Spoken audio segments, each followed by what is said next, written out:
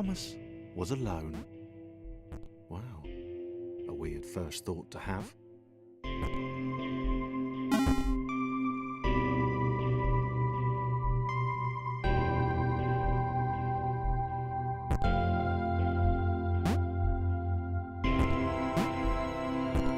Thomas decided to start listing his observations for posterity. 1. The whole alone thing. 2. Portals. They led somewhere. He'd yet to work out where. 3. Falling. Thomas was absolutely fantastic at falling. He was almost as good at falling as he was at observing.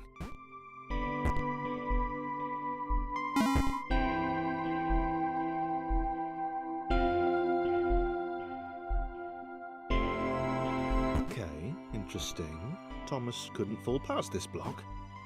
Think, damn it, think! What if there was some kind of inverted fall? Some way to... what's the word? Jump.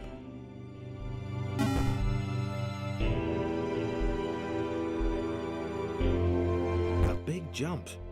But Thomas noted there was no real danger in missing it. The world didn't want him to fail here.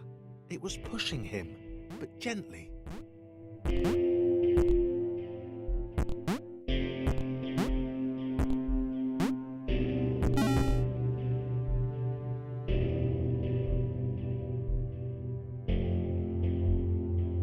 This all seemed a little dangerous. The world was not to be trusted. It was unstable, and it seemed to Thomas that it could let him down at any moment. He was starting to suspect.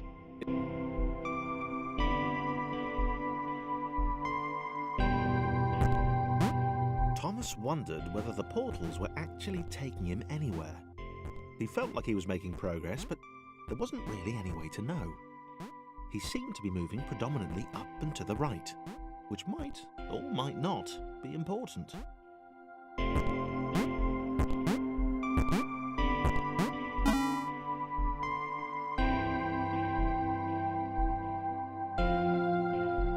It might have been paranoia again, but Thomas could have sworn the world was becoming more complicated. It always seemed to be one step ahead of his skills. It had been designed just for him. He wondered why. Was the world testing him? No, too obvious.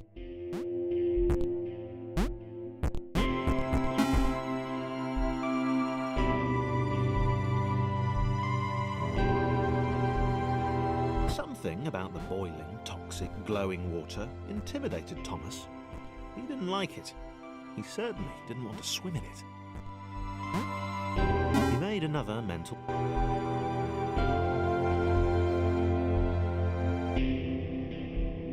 The loneliness was getting to Thomas.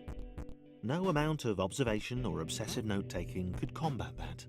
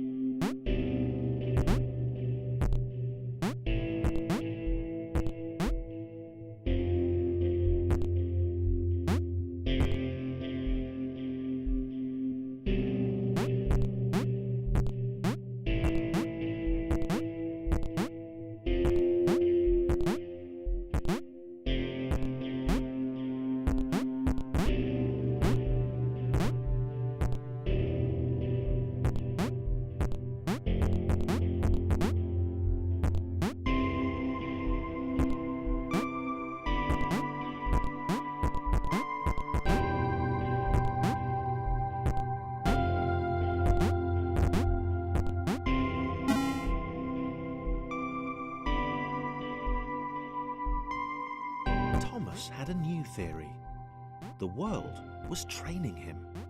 He could feel himself getting smarter. There was the mental list to consider. Over the minutes and seconds since his spontaneous generation, he'd become a pretty skilled jumper. He was evolving. He just wished he had someone to share it with.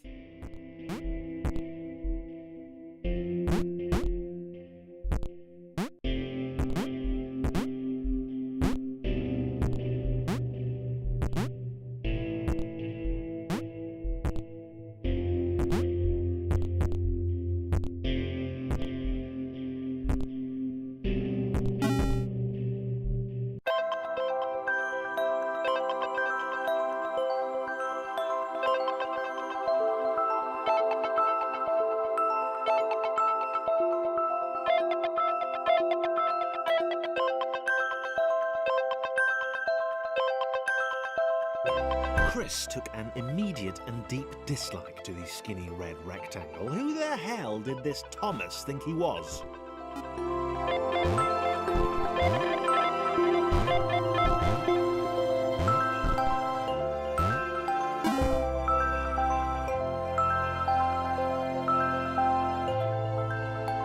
Chris had been doing fine.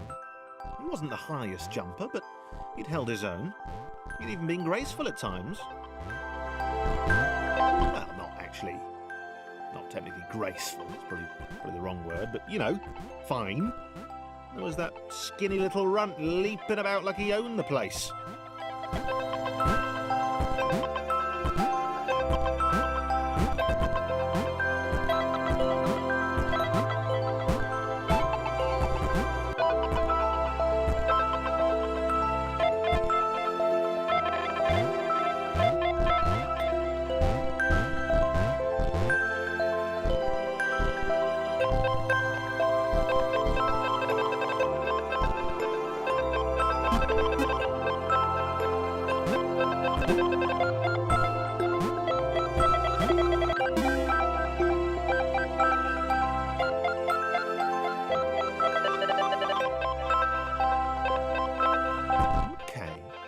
Was more like it.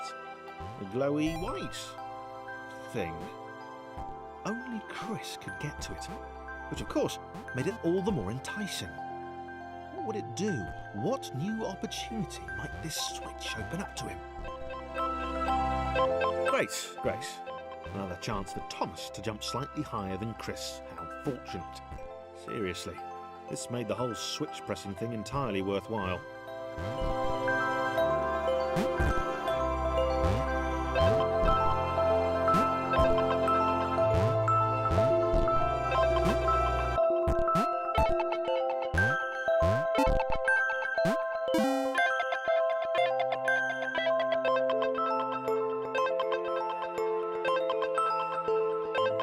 Was this good?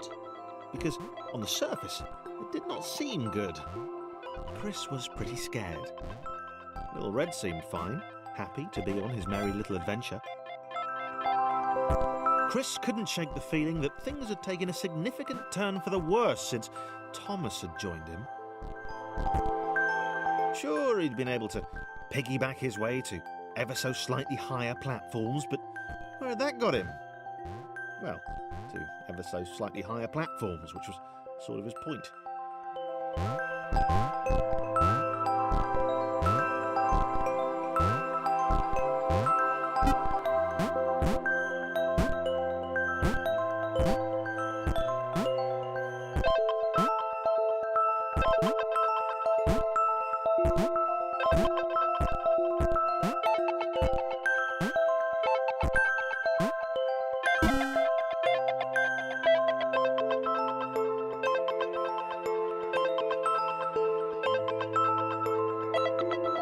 Chris stared at Thomas with pure hatred.